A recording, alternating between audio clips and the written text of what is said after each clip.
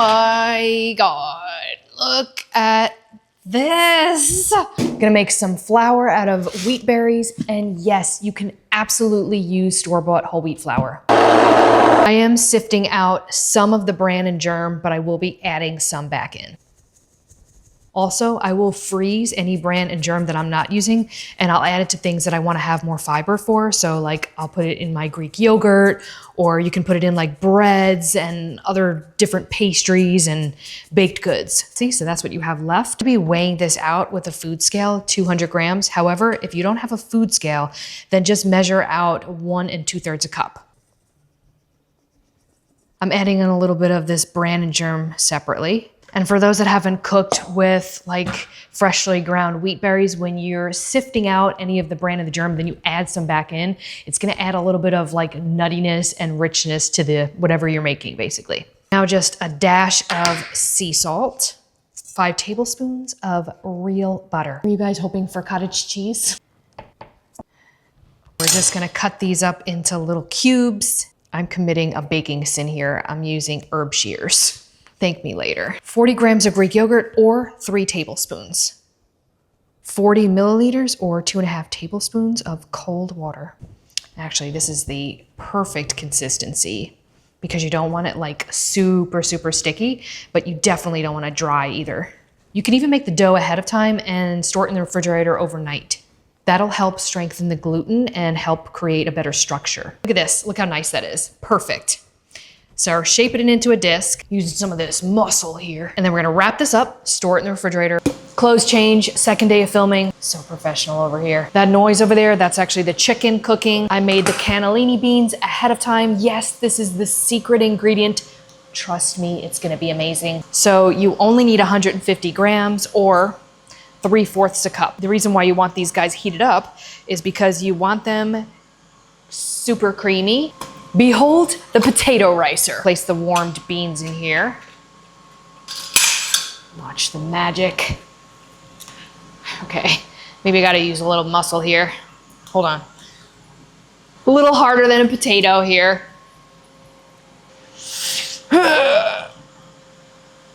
Just kidding, we're gonna blend it.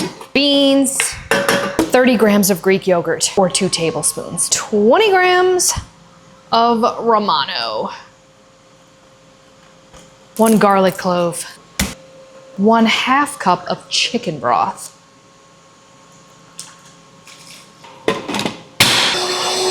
a nice creamy base. The chicken is done, came out perfect, and there's an extra piece for me. That's really good. Time to cook the veggies. 2 celery stalks, 2 carrots. You're gonna use 1 small onion, but I actually have a half. This is equal to a tiny little onion. I saved this guy for last because these things make me cry. We're gonna cut up the chicken. You can also shred it if you want to. The key is not to overcook your chicken because we are gonna be baking this. Remember that creamy base? Well, now we're gonna add it. Look at that. I'm adding a little bit of chicken broth here.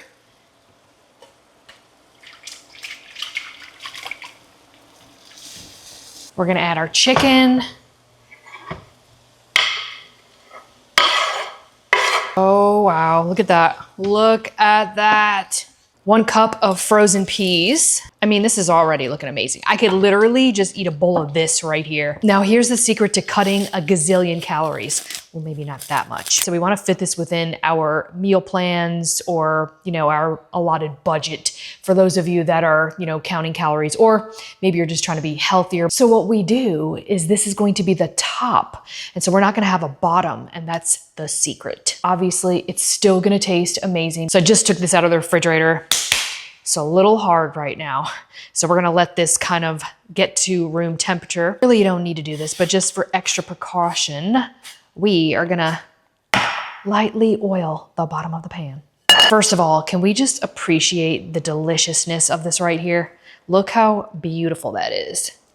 Just gonna dump it right on in there. Look at the creamy deliciousness. Perfect size here. All right, let's see if we can roll this bad boy out. So I got a little bit of this homemade flour that I haven't sifted out. So it's got a little bit of the bran and germ in here. Making the dough ahead and letting it sit overnight in the refrigerator is probably gonna be best, especially if you're dealing with like making your own flour. There we go. I mean, we definitely got some extra here. I think we're gonna cut it first and then I'll crimp.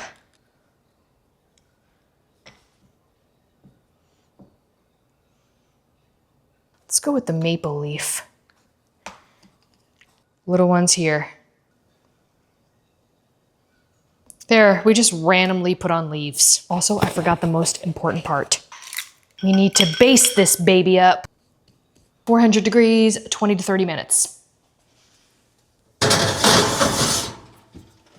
She's gonna need to calm down a little bit right now, and then we're gonna cut into it. I don't even know, like, what's the proper way to cut into this thing? Do we use like an actual thing for pie? Who knows? Let's see what this is all about.